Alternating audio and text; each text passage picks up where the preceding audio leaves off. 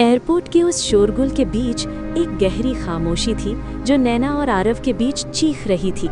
हर बीतते सेकंड के साथ नैना की आंखों से गिरता आंसू एक ही सवाल पूछ रहा था, क्या बरसों का ये प्यार एक फ्लाइट की टिकट से हार जाएगा? आरव के हाथ में पकड़ा बोर्डिंग पास थरथरा रहा था। सामने खड़ी नैना की कांपती हुई आवाज गूंजी, अगर आज चले गए तो शायद हम कभी पहले जैसे नहीं रह पाएंगे, सब खत्म हो जाएगा।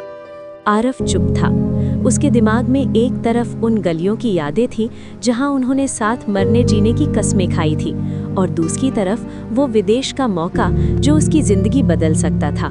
उसे लग रहा था कि अगर वो रुक गया तो वो अपने सपनों से हार जाएगा, और अगर चला गया तो अपनी जान से प्यारी नैना को हमेशा के लिए खो देगा।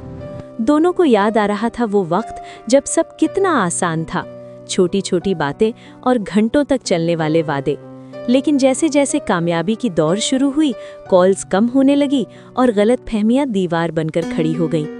एक वक्त ऐसा आया जब दोनों को लगने लगा कि शायद ये रिश्ता बोझ बन रहा है।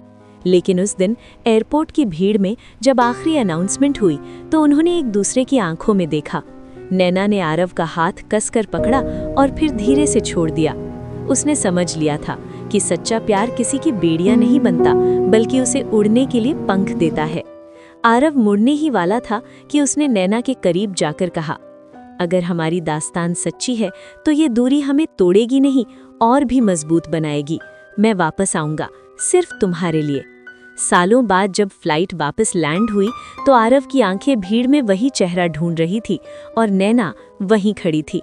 उन्होंने साबित कर दिया कि जीत उनकी नहीं होती जो साथ रहने की जिद करते हैं, बल्कि उनकी होती है जो दूर रहकर भी एक दूसरे का सम्मान करना जानते हैं। क्योंकि प्यार का मतलब किसी को पकड़ कर रखना नहीं, बल्कि उसे समझकर साथ निभाना है।